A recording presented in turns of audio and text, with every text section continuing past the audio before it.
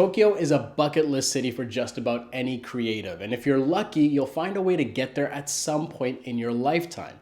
In this episode of Roaming, I'm going to tell you how I got to go there for free, so pay close attention.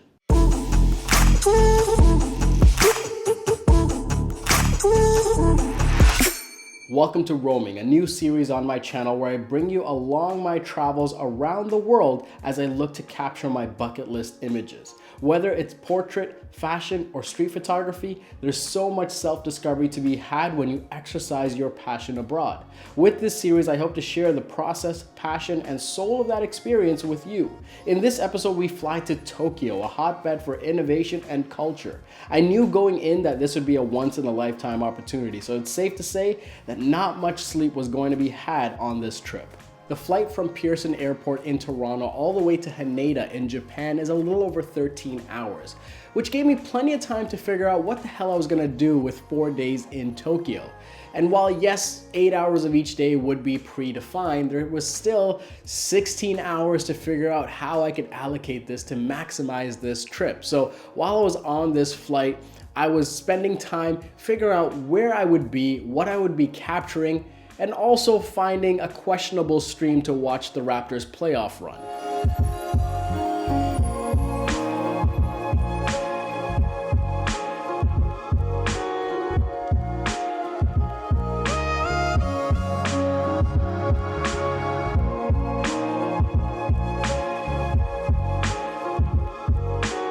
When you land in a country like this, one of the first thoughts you might have is, where do you even begin? And I think the simplest answer is probably the most effective, and that is just jump right in. Start absorbing it as soon as you get there.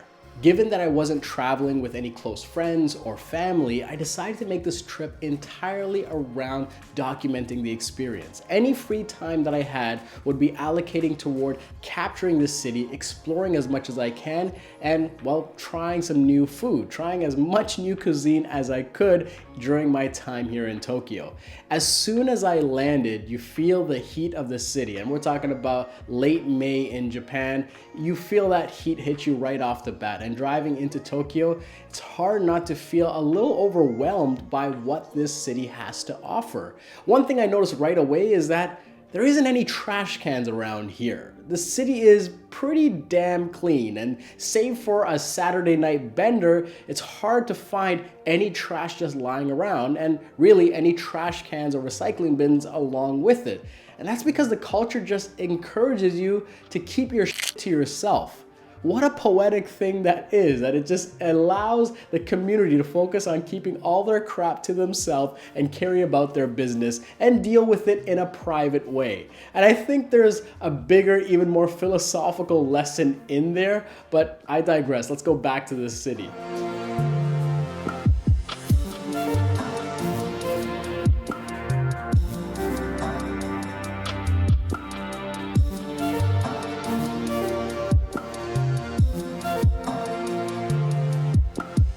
After unloading our luggage and some quick pleasantries, a few of us headed into the city, and Shibuya crossing to be specific. And I'll tell you this, when you travel to these popular cities and destinations, you typically want to avoid buying into some tourist attractions, right? If you're coming into Toronto, please don't buy a ticket and try to go up the CN Tower, or if you're in Paris, there's no need to go up the Eiffel Tower. You can just walk around it and soak it in. And Shibuya crossing is one of those things where you have to at least see it once. You have to see it with your own eyes. So it was cool to get there around dusk, around that blue hour time, and see how active it was and see it with your own eyes. And we found a Starbucks, I believe it was a Starbucks, that you can walk up and see it from a little bit of height. I would have loved to get even higher and capture some nice shots, but we didn't really have that much time there. But it was just cool to kind of walk around, absorb this place with a GoPro, and also with your own eyes, of course, and see what this place has become. What was originally just a crossing station grew into something much more than that, and kind of speaks to Japanese culture in more ways than one. I think a good rule of thumb with tourist attractions is that if you have to pay good money to get in, it's probably not worth it. It's probably overhyped, and you'll find a better picture online anyways.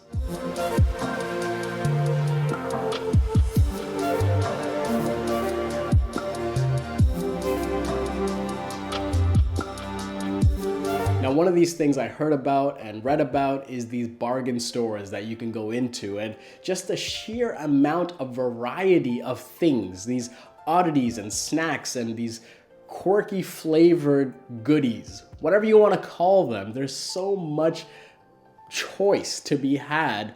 You couldn't help but draw your eyes to this stuff. So I wouldn't be spending a lot of time shopping on this trip. So while we had that little sliver of time in that first evening, I went in and I had to pick up a few snacks and a few interesting flavored Kit Kat bars as well.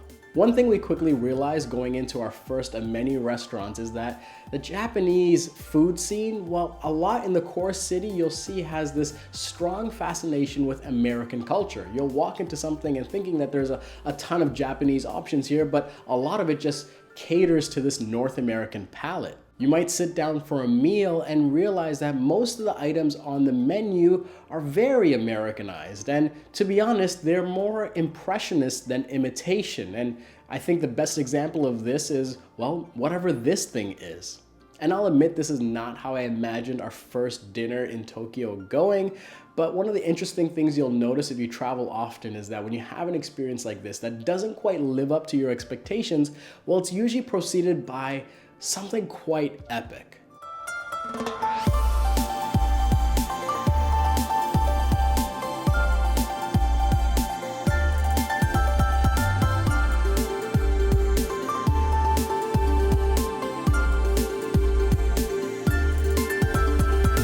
The next day was pretty f***ing awesome. Now listen, imagine you're a fan of technology and a fan of digital imaging, and then being invited to an exclusive event from one of your favorite brands halfway around the world for the unveiling of a pretty monumental new product.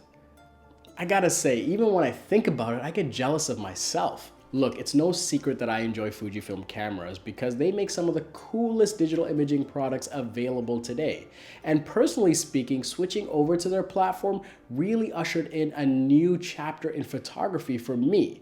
So when I got the invite to be at Fujikina 2019 for their unveiling of their 100 megapixel medium format camera, I was happier than a pig in mud.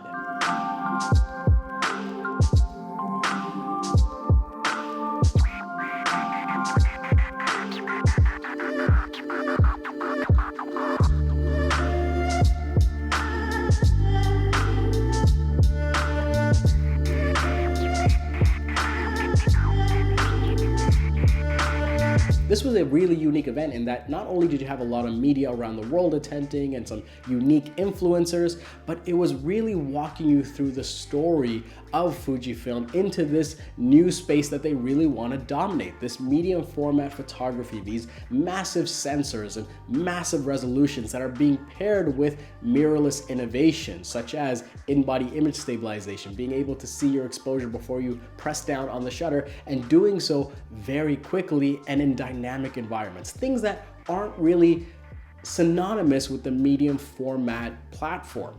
I walked in, took a seat, watched the presentation, saw how they conveyed this messaging, and then we got to go upstairs, talk to the engineers, talk to the designers, which was really cool for me because again, when you're a fan of these kinds of products, not just the brand, being able to talk to the people that actually designed it, that labored over it, that got frustrated over it, that, you know, really went into the minutia of what this product means, it's just crazy cool to pick their brain and understand it from their perspective as best as possible.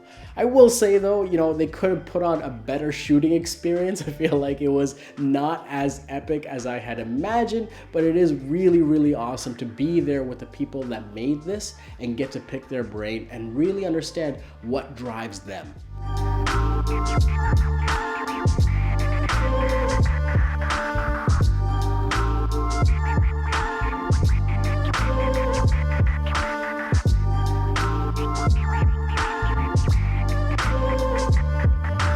And looking back on this day and even talking about it here, you know, I think about the idea that everyone likes to epitomize the entrepreneur, that is the highest level of happiness and satisfaction you can have professionally as an individual. But so much of that is a lie. There are dream jobs out there that need to be filled. Hell, there are dream jobs out there that need to be discovered. Aligning your skills and interests with like-minded companies that can give you access, distribution, and solid reps in your discipline is a great recipe to carve out a dream job for yourself. And that doesn't mean you can't try and grow your little empire on the side. I think the real takeaway here is not to be so pessimistic about the opportunities that are out there.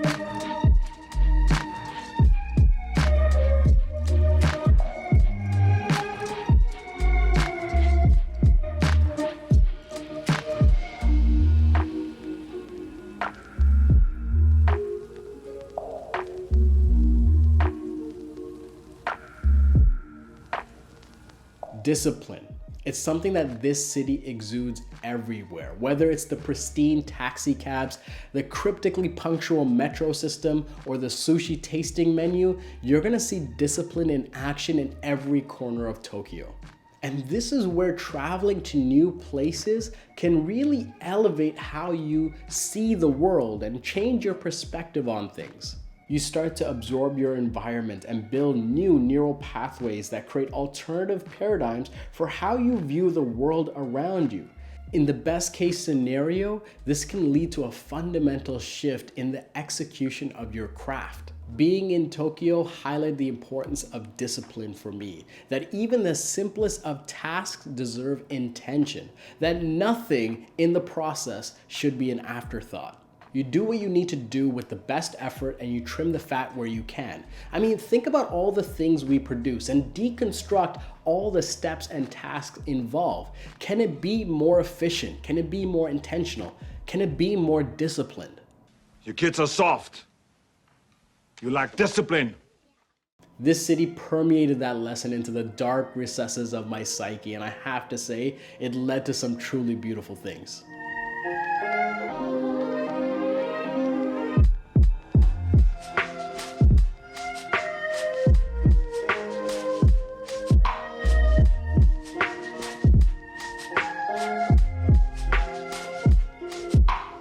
The land of the rising sun really earned its name, and with this kind of environment, you see a lot of strong lines and hard shadows. And for me, when I see that as a photographer, especially with street photography, it's a great opportunity for some black and white shots. It really does give you the right ingredients to tell an interesting story with contrast and lines and unique composition.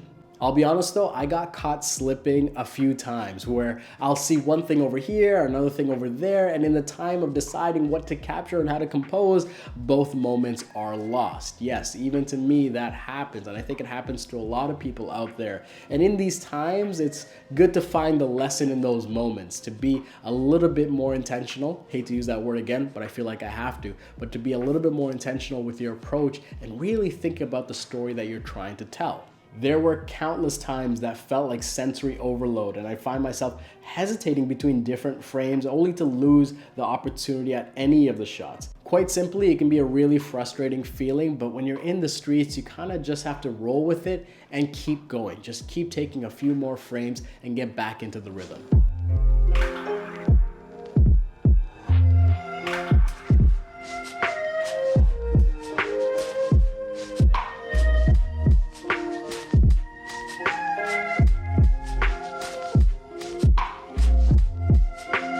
Here's the thing though, what has led to a lot of quick successes for me is to really adopt this student mentality and quite simply accept the fact that I know nothing. Yeah, just approach things with that kind of curiosity, that sort of hunger for new knowledge, and from there, look to accrue as much information as possible to get better, even more refined, even more sharper.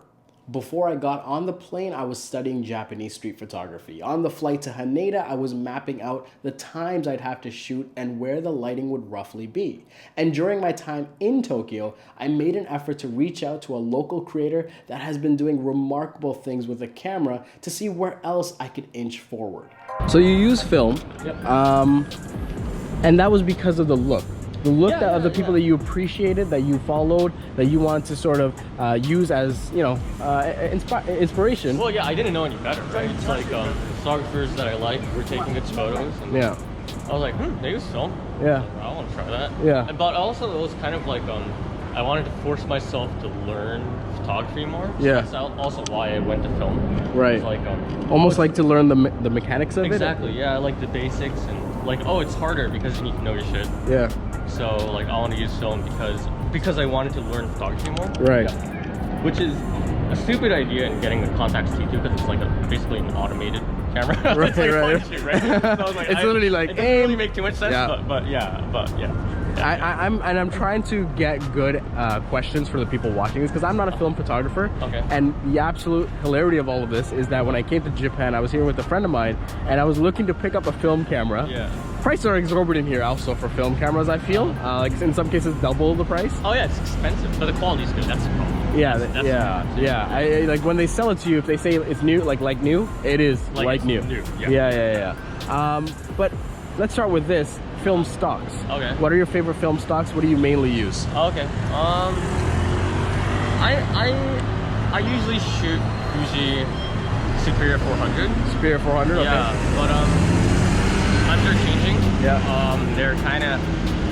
They're not gonna be producing it anymore. I mean, they're not producing it anymore. They're kind of running out. Yeah. So I've been trying different stocks too. What is that feeling like where if you've found a favorite film of yours and then all of a sudden it will cease to exist? You know what I mean? Like it's like an impending doom kind of thing. It kind of hit me, yeah. So I've pulled out my film camera here, but I've actually been trying to use more digital recently. Yeah. To see how it goes and then to see if I'm a person that's relying on film for some purposes. Right. Or a person that can be more versatile, I think. Right. So I'm testing new things out. Yeah. And I'm trying different film stocks at the same time. Yeah. Yeah. So I do also shoot like Portra, Ultramax, the Kodak stuff. Gotcha. Yeah, but I learned a lot of what Fuji films can do. Yeah. Because I scan myself too, so it's kind of like I need to know like what it's capable of and what the colors it can produce. Right. So I'm trying to learn that with other film stocks right now. Gotcha. So I'm kind of in like a new learning process Yeah, right now. So I'm using Ultramax today. Yeah. I mean, this is a great question. So, which of the wards do you prefer to shoot in Tokyo? Oh, geez. I actually don't have a preference, but I'm more of like I like going to different places. Well, I'm going to challenge you now. I'm going to ask you if you can only pick give me your 3 words. 3 words, gun to your head. Okay. You got to pick 3 wards to shoot in. Okay. Well, yeah, like definitely Shibuya ward's good because there's Shibuya, there's this place Harajuku, Okay. and there's a couple other areas. You can only pick 1 more though. But there's also parks too. Yes. And another one is Chiyodaku. Chiyodaku is where Tokyo Station's at. Oh, gotcha. Yeah, and that place is cool because you get a very different aesthetic. Yeah. A lot of the buildings are originally mocking European buildings and office buildings. So you have a very, very different like spectrum where it's like in Shibuya it's more crowded and then you have more like different, what do you call it? Like there's more alleyways and there's more people. Yeah. But in Chiyoda ward you have more of like businessmen, salarymen, high rises, European buildings, glass buildings, and you also have really interesting lighting situations because like there's the Emperor's Palace there. And there's the Emperor's Garden where there's no buildings at all. And then it's built on the west side, so you have this direct lighting coming into the office buildings, which is really cool. And I do actually recommend people go there. In the poem To See a World by William Blake, the opening lines are as follows. To see a world in a grain of sand and a heaven in a wildflower, hold infinity in the palm of your hand and eternity in an hour. Those are some serious fucking bars. When I read that, I can't help but think about the potential of any given moment, that we can find profound meaning in the simplest of acts, or a bountiful source of motivation in the simplest interaction. What makes this even more inspiring is when you stop and think about what is possible when you string together several of these acts and interactions one after the other. And that, ladies and gentlemen, is how I got to go to Tokyo for free.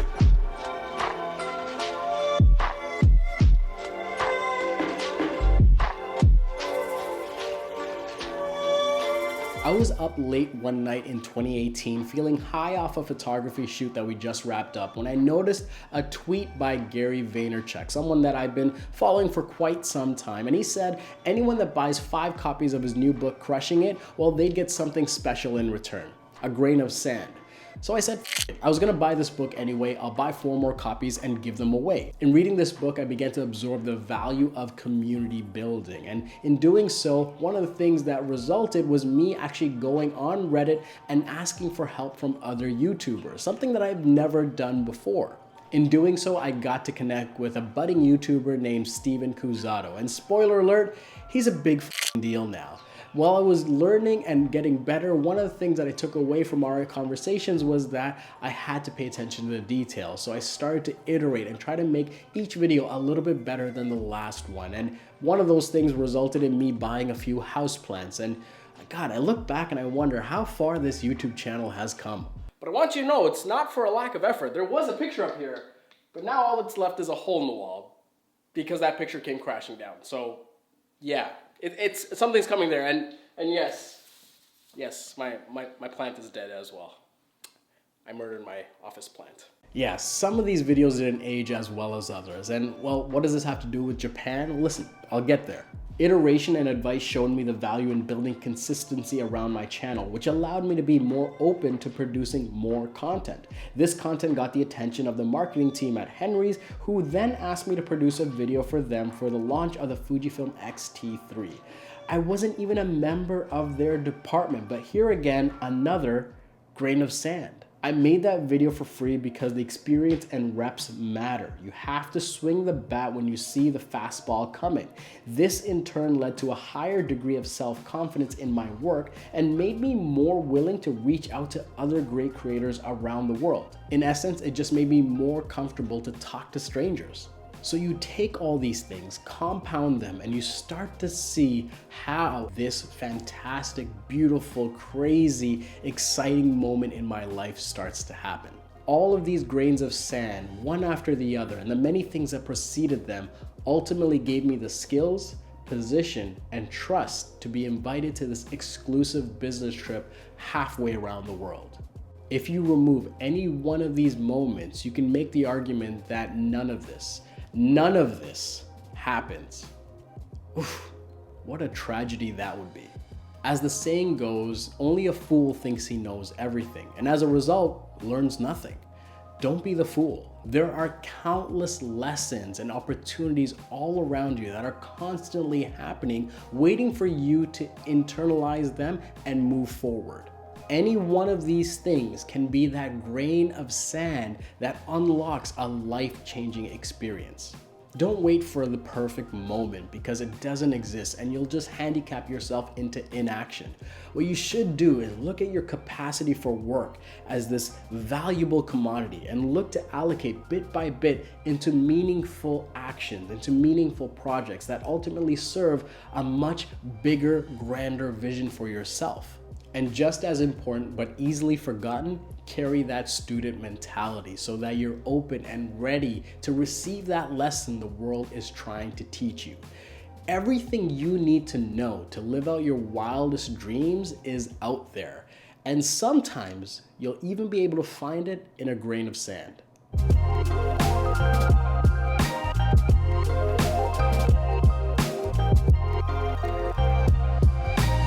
Really quickly, I want to give a special thanks to Henry's, Canada's greatest camera store, and Fujifilm North America for giving me this opportunity of a lifetime. And a special shout out to Ulysses Aoki, who is also a YouTuber now. So please check out his YouTube channel and make sure to subscribe and support his work as well. As always, thank you guys so much for watching. We have one more episode in season 1 of Roaming, and this one's gonna be really special.